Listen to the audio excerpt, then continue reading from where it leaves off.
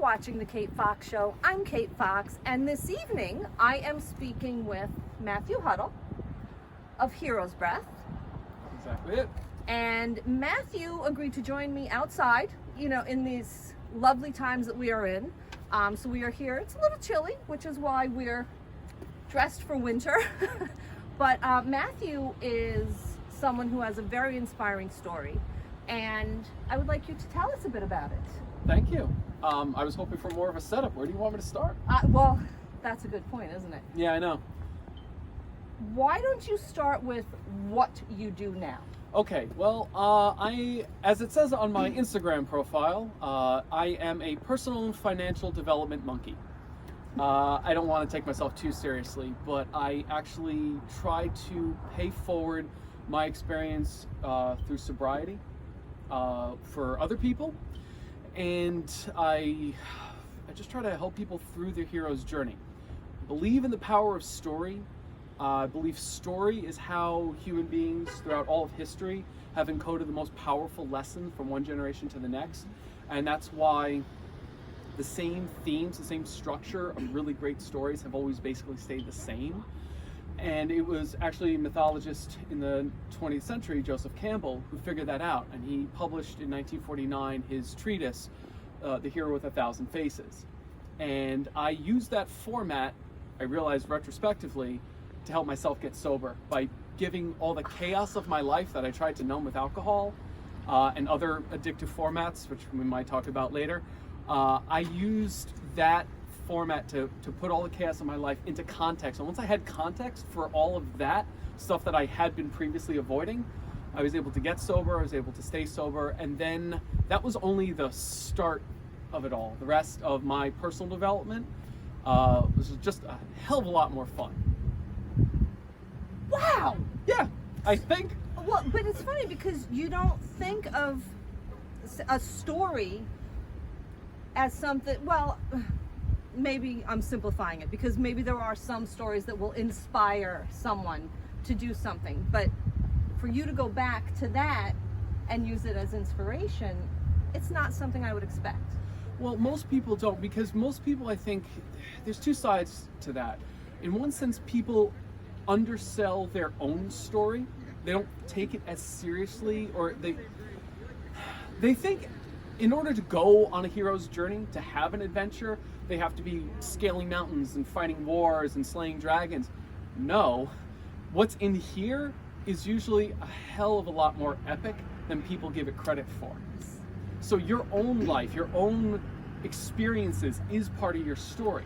Now, there's a difference. There's obviously a divergence between, just living the day-to-day boring grind, boring routine, and actually doing something with your life, which is going to change from person to person and lifetime to lifetime. But it's understanding yourself in not just inspirational ways, but within that context of what Campbell called the hero's journey or monomyth.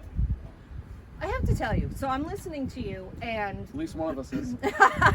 this isn't about me. No. Okay. Even though it is the Kate Fox Show, but just, Yeah. it's not about me. But as we were driving, my producer and I were driving here to meet you, we actually had a conversation similar to that about my journey, because I have finally realized, I'm pretty out there anyway, but I finally realized that I refuse to be anything other than me. And even the things inside of me that I feel might help people, and I will talk about them now and share them because it's me. So not to turn it around, but it's funny that you're saying that, because literally we just had this conversation. And so I'm on that journey as well with you. Yeah, well, we all are. Yes. And that's why, and I like to use this example, and people argue with me, it's fine, come at me. Frozen was great. It was great as a movie, as a story, but it didn't follow that monomyth format. And when Frozen 2 came out, maybe it was because people were tired of that freaking song, but as soon as Frozen 2 came out, parents, other kids, people were much more drawn into Frozen 2. And if you look at the structure of how the story moved, it moved in that monomyth format. Now in I that have to see 17 it. phase format. And I really should put my chart. I usually have a handy dandy chart that actually follows that hero's journey cycle. But you're ill prepared tonight. I am very ill prepared. It's my own fault, really. But that story feels right to us. And I don't want to talk too much about, feelings and all that, especially when I'm talking about something a lot more concrete. But they're important too. It's important. And you know what? In a way, the hero's journey is very abstract, because sometimes people think you have to follow this rigid format. The hero gets a call to adventure and then meets the mentor and then crosses the threshold. A lot of times in our own lives, that format is there, but there's a lot of divergent paths. Yes. When I had a podcast, my partner Tom would like to say there's cycles within cycles. Sometimes one part of that journey can actually have the monomyth kind of locked in within it, kind of going within each of those sections. Right. Sometimes these sections of the hero's journey will actually overlap one section to the other. I'm talking in a lot more abstraction. I really encourage people to just go online, go to Google image search, and look up Hero's Journey, and you will see this exact cycle, this exact wheel that I'm talking about. And so, of course, I covered that in the podcasts that are available on my YouTube channel. I've covered that actually on my TikTok in little shorter bits. Oh, you do as the well. TikTok? I do the TikTok. I have a little bit. That one's for me to have a lot more fun. The TikTok freaks me out. The TikTok can be freaky if you put any pressure on it. I just do it to have fun. And it is fun. Like I said, I obviously don't take myself too seriously, because all of this, can get very heady. I can get very intellectual. I can get very pretty much up my own butt sometimes about all this. So I try to take the piss out of myself, so I don't take myself too seriously, because, and here's the serious part. I told you we're brothers. I know. Here's the serious part, though. I'm going to get serious for a second. Okay. It's not about me. Right. It's not about me. It's about you. It's about your story. It's about the people I'm trying to share. When I say pay it forward in the way you have too with your experience, trying to pay it forward, trying to reflect off of. That's why there's nothing wrong with saying about your experience too, because we're reflecting off each other. And that's what I want your audience to do too, is reflect. As they're hearing me yammer, I want them to kind of reflect off of their own experiences, because the more you dive into this stuff, the more you see it. I've talked to so many people, and I start to outline bits of the monomyth. They'll tell me their story, and then I'll reflect off of that story and say, okay, you're here on your journey. I said, this is what's going to happen in your life next. And I've actually had people call me and say, you were freakishly right. Wow. How cool is that, though? It's kind of freaky. It freaks people out in a way, because, again, it is everyone's story. Whether it's incredibly interesting, as long as, here's the caveat. I know I'm going off into tangents. The caveat is you actually have to do something. You can't just go through your life living the same routine if you're not happy, and most people aren't. Most people aren't, but they're not willing. Because they want to be comfortable instead of happy. It's easier to be comfortable than to jump out of your own comfort zone and take that leap. Well, that's the first threshold that the hero in any story has to face. They have to go out of their familiar world into the special world, into the belly of the whale, as Joseph Campbell calls it. And people usually conflate that with the next stage, which is Road of Trials, where the hero faces trials and loses and suffers. But the belly of the whale is one of the best examples of it in cinema is in the first Star Wars movie, when Luke goes into the cantina in Mos Eisley Spaceport and he's confronted with all these strange creatures that he's never seen before, and he has to deal with a horrific act of violence that's perpetrated in front of him, and nobody seems to care. It's like that kind of malevolence is suddenly thrust upon him, and now Luke is just kind of dazed by it. That's that experience of getting a new job, or getting into your first real serious relationship, and being confronted with all these new experiences that you've never touched on before, and suddenly realizing, I am in way over my head. But you also at that same point know there's no turning back from that. Because even if you could just suddenly run away from a relationship, now you've had an experience that's always going to follow you from relationship to another. Yes. Exactly. Oh, all right. I should probably let you ask a question. No, I'm completely spellbound, actually. I'm enjoying this. And I think we should just take one quick break, and we'll be right back. Okay.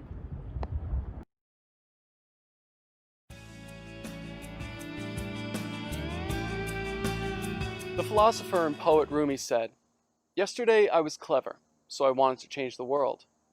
Today I am wise, so I'm changing myself." Hi, I'm Matthew Huttle, founder and CEO of Hero's Breath. And in 2015, I was a drunk, lonely loser sleeping on his ex-wife's couch. I had washed out of my career in the health and fitness field, was working a crappy dead-end job that I hated. It seemed like my life was at a complete standstill. Fast forward to today, and I'm sober. I'm in a wonderful tribe filled with beautiful people. I've got a fulfilling career, and I'm building a business that I'm proud of. How did I do it? I embraced the power of story. Joseph Campbell was a 20th century mythologist who figured out that all great stories follow a specific pattern that's found all across time and cultures. And he called this the monomyth, or hero's journey. And he believed that if we applied this pattern personally, then our lives could become amazing tales of wonder and success. The reason that humans have thrived on this planet is that we have an ability to dream and to plan, and to band together to make those dreams a reality. And it's in coming together that we find our strength. And it's here at Hero's Breath that I endeavor to help you find yours. The truth is, I'm not special. I use the monomyth pattern to put my life into context, which enabled me to make sense of the chaos that life can often be. I thus learned to embrace challenges and grow from the lessons that they provide. I'm just a guy who has been through a hell of his own making and survived. And I know you can do the same. What you'll find on heroesbreath.com, as well as a number of social media platforms, are the words of the giants on whose shoulders I stood to get to where I am today, as well as real-life stories from people just like you who are currently challenging the gods to rewrite their fate. So, follow and subscribe to Hero's Breath, and you too will discover the power of your story.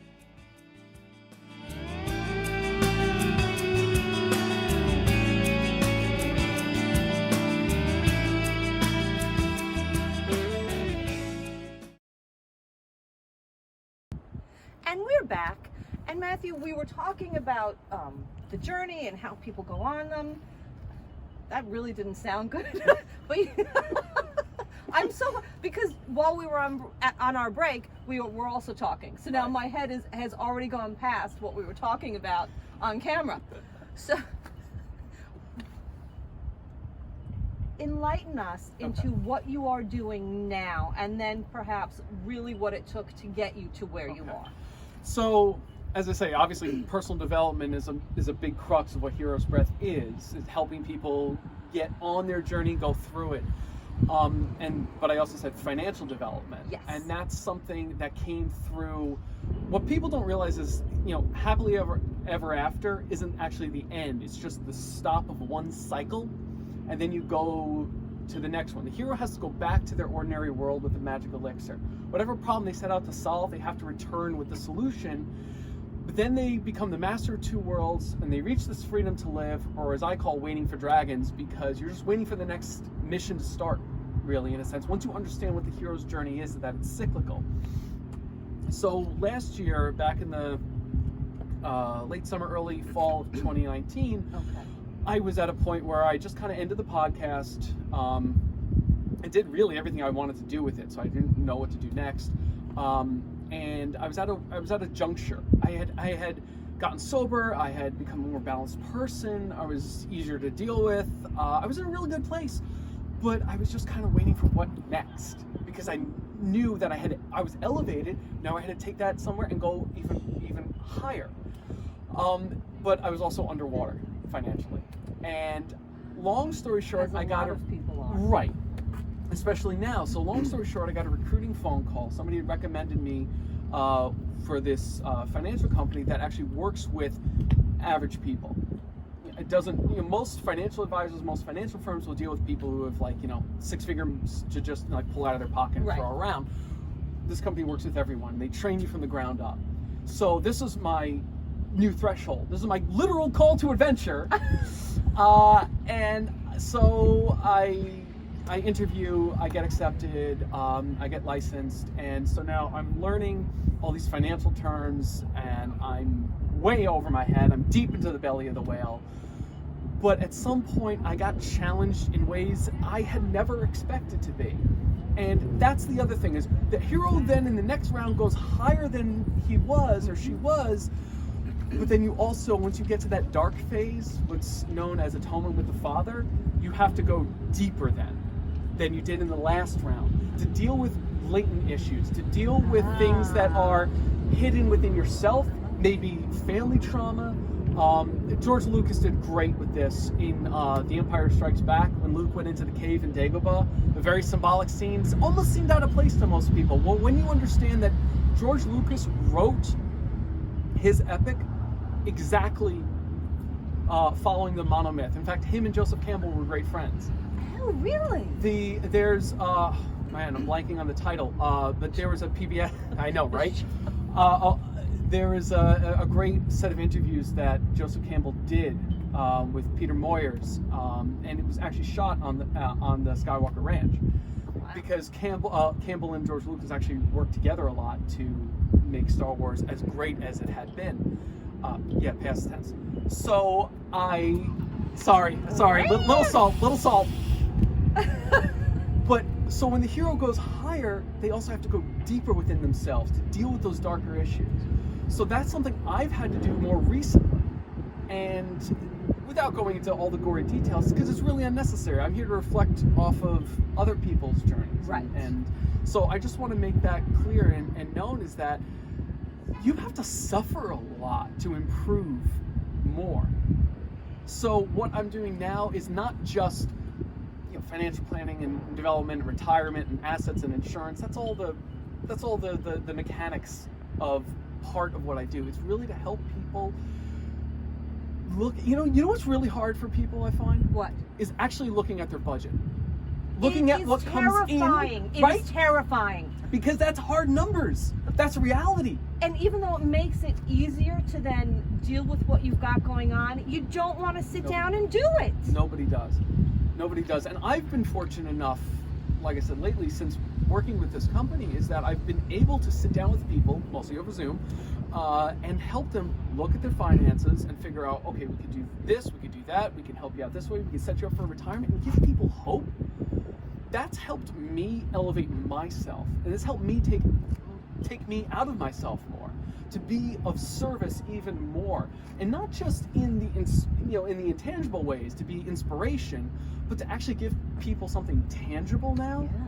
That was a great call, and I am so blessed that I was able to get that call, to take it, to follow it.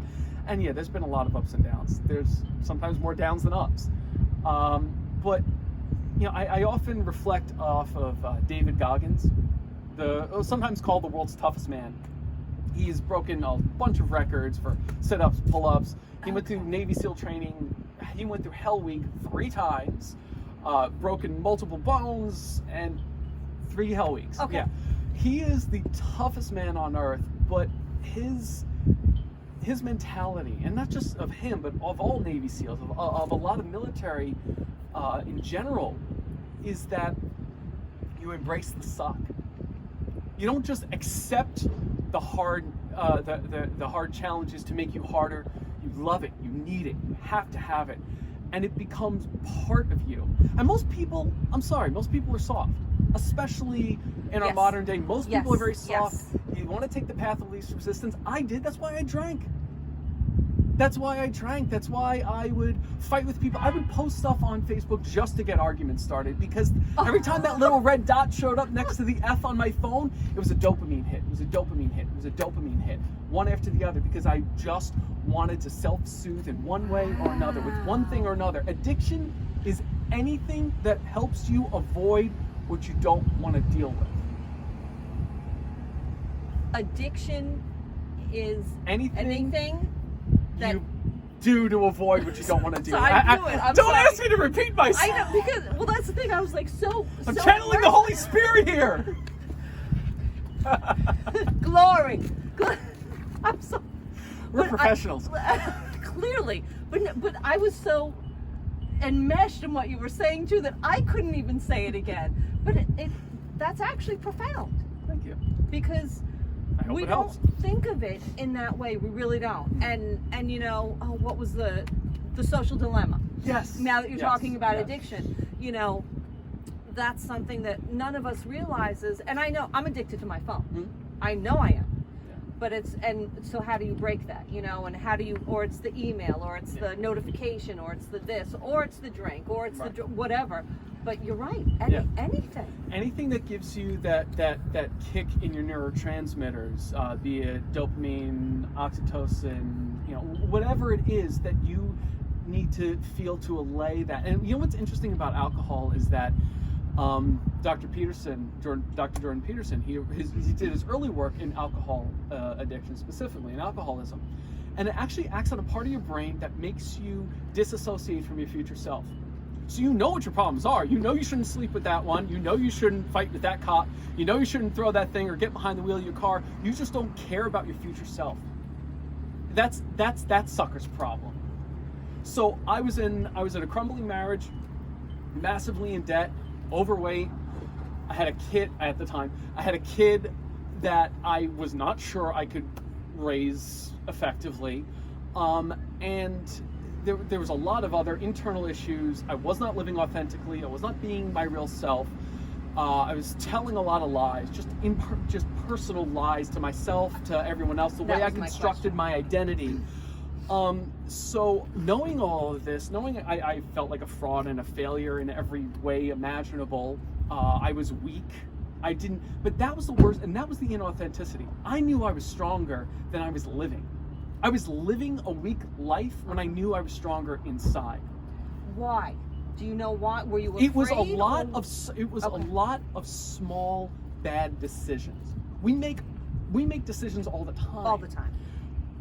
And it kind of answers something you had just said. It's like, how do you get better? It's a lot of small good decisions made consistently. Consistency is what counts. I was making a lot of consistently bad decisions, which got me to a point where I just didn't want to deal with it anymore. So I had the booze there for me. And then especially as I was getting sober, softens everything else. I just didn't want to care. Okay. I knew the problems were there. I just didn't want to care anymore. I didn't want to care that my wife and I were roommates and nothing else. I didn't want to care that I had this huge responsibility to raise this beautiful child into something decent. And that is a beautiful child. Thank you. But now I just want to be the best example I can be for her. And that's all the effort I put my entire life into now. Which is huge. Yeah, I like to say. And you know what? It's funny. And I've had this conversation I recently had this conversation too, where I have met, you know, a couple of people who, I'm a parent, you know, I don't think I always make the right decisions, but I have met a couple of people who are so steadfast in their dedication to this being that they brought into the world that I sit there and I marvel at them, because that is the only thing that matters. And sometimes we as parents forget that because we're tired, we're depressed, we're stressed, we're getting a divorce, we're this, we're that, and these wonderful beings that we created fall to the wayside when they shouldn't. No. And so I have found myself lately, that's one of the most important things a human being can do, is stop everything else for that person that they created, that they chose to create. Well, the one thing people I think forget is that that's your legacy. Yes. And it kind of, and it's gonna sound terrible, it kind of annoys me when people call me a good dad. It's like, well, what else am I supposed to do? But it's an anomaly in some places. I understand. I understand so that. I understand what you're saying, but it's true. It's a novel thing, especially in this day and age where everybody's working, everybody's this, everybody's... It's easy to check out. It's easy to check out. The kids are connected to electronic devices. The parents are like, all right, you just go do that then. And then you have more broken homes. And now, you know, financially, especially in the past year, I mean, everything's, even though we've all sort of been forced to come back together, Yeah. we've also found it easier, I think, in ways to sort of compartmentalize. Yeah. And so still have those excuses, some of us. And you know, just to go back to what we were talking about before, it's funny, in an era where people are losing their jobs and losing their businesses and getting downsized and furloughed, my company has actually been exploding because it's funny, it's like we don't just sell stuff and push stuff on people. We help them get their finances in order, we give them hope, and then we give them a way out, and we help them save money, and we help them preserve their legacy. We help them keep their money out of the IRS's pocket, Which is and great. to stop giving it to Wall Street, and to stop giving it to the people who've screwed us over for all these years. And we give people the knowledge, the empowerment. The best part was having I was in the company 2 months, not even, I think, 6 weeks, 7 weeks.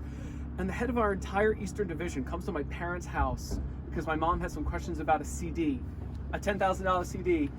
This guy sat with my parents for an hour and a half, explained to them about the cost basis of insurance. My dad went through all his old paperwork, and long story short, because he empowered my dad with more knowledge, my dad was able to go through his files and find over $100,000 worth of old insurance policies that weren't going to pay out anything once he died. And we were able to all move all of that into something that will never lose money and will only grow. And I don't want to get into the technicals. But it was it's the still- empowerment that Yes. my parents got because of the knowledge that my company was able to give, and that was what drew me into it as a man in personal development, as a man in recovery, was to find something so great that I could link up with so many great minds and so many great people who care. I mean, stories of immigrants who have come over here, learned what this kind of empowerment can give to them and to give to their families and give to their communities, and get licensed and get involved and become self-sufficient and build teams of their own. And I thought, I'm in the right place. Wow. And this is exactly what Hero's Breath needed to get to that next level. So, it's been a long, hard road, and I love every agonizing second of it. Woohoo! Yeah! All right. Wow. We're going to take one more break, and then we're going to come back and find out what is next. Hey people, what's going on? This is Brimstone This is Kim and Dragna. This is Steve This is Mr. Greer. of the Grindhouse Radio, and you're watching The Kate Fox Show. That's right. Make sure you tune on YouTube, Facebook, and Instagram. That's right. First day with the new mouth. And we're back. And now we're having such a rousing conversation. great. It really is rousing. Yeah. I mean, as that word's coming out, we're pumped up. We're having a great time Staying warm. and staying warm and inspiring. And speaking Speaking of what? of inspiring, as you continue, what is next for you? Well, and it's funny, I would talk about this with some people, and I really never talked about it publicly until just now on the Kate Fox Show. What's eventually down the road for Hero's Breath is Hero's Breath Studios. I will, because of this company, because of what it's enabling me to do for other people, and eventually the growth, is I will be opening a private, or I should say an independent, a fully independent, well-stocked movie and film and TV studio Wow. for independent creators to get access to high-quality equipment, cameras, green screen, computers, whatever, to tell original stories, because Hollywood is apparently abhorrent to the idea. And my purpose on earth is to convince, teach, inspire people about the power of story. How important story is for our lives, not just individually, but collectively. How story does, yes, inspire, but also empower, to get us to empower ourselves. A story, I mean, it's one thing to say, my company can help you grow and protect your financial wealth, but to tell the story about how the head of the Eastern Division sat in my parents' It's living room and huge. and told my dad how to find more money and how to protect it better, that's a story that other people can understand. So to think about right now we're in the beautiful town of Northport. Yes. There could be a 16-year-old kid in that house up there writing fantastic science fiction and thinking to himself, how am I ever going to get this made? It's just a story in his head. What I intend to do is open a studio that for paltry sum would allow somebody like that to come in with friends, whatever, and create it. Wow. And put it out there, because that, I think, is what's going to keep our selves, our civilization, our species moving. And I don't think that's hyperbole to say that at all. I'm just listening now, So so am you're I. going to have to keep talking because I am completely... Well, I'm not saying this is happening tomorrow. No, but it's just, what, like, from here to then here, and all of a sudden you're here. Well, there's a And- lot in between. Yes, and there's a lot of climbing. But to have that kind of a goal, like, I didn't see it coming. And that's why I'm just sitting here completely wrapped. Because, wow. I mean, literally, I'm trying to come up in my head as I'm talking to you and processing what you said. I'm trying to come up with something to ask you, and I can't because I love that idea. Thank you. I hope other people do too.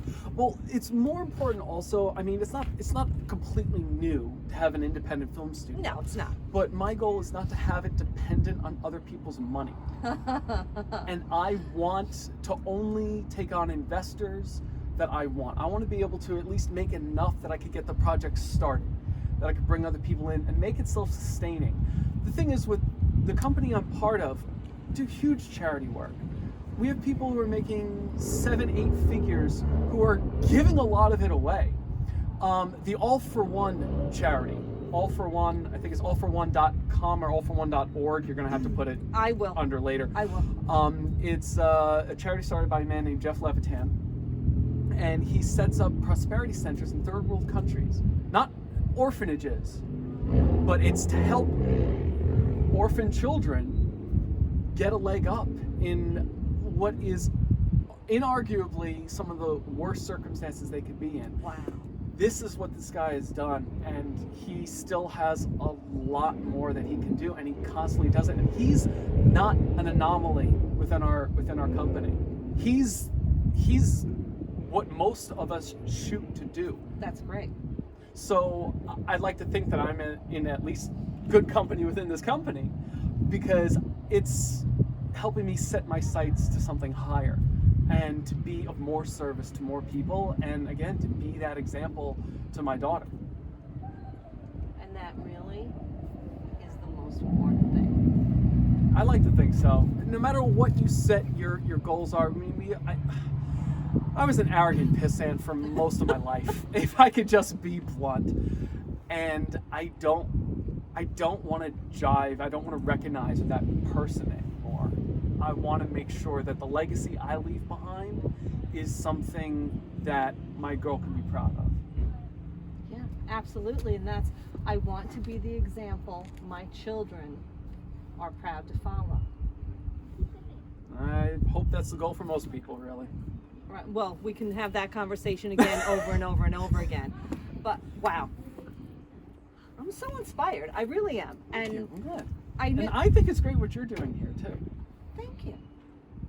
What am I doing? I'm sorry. I'm so ridiculously loud. But no. Well, the funny thing is, and you and I were interviewed on The Bit and Apple. The Bit and Apple. Yeah. And I was watching you talk, and I just I think I texted you that day, or did we talk first? I don't even remember. But it was honestly. that day, Yeah, and it was like, yeah. oh my God, I have to talk to him because you had me so jazzed.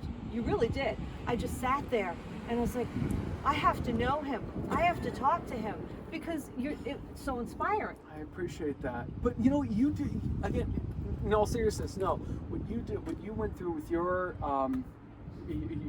healing, your journey, and how you decided to pay it forward and do this, to talk with more interesting people, to share people's stories with others.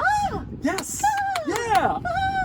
That's, I think, incredibly important. And Yeah, thanks to the internet, there's a lot of that out there. Yes. But thanks to the internet, there's a lot of that out there.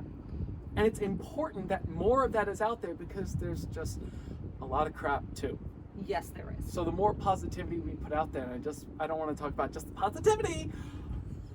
I want it to be substantive, to have some substance in it. But it needs and to. it does, and I that's- think your show does. Thank you. Thank you. I try. You know, what I tell people is I talk to people that interest me. And I figure if you interest me or you bring something to me, then you'll bring something to somebody else. Because That's up to them. That's what we need. That's what we need.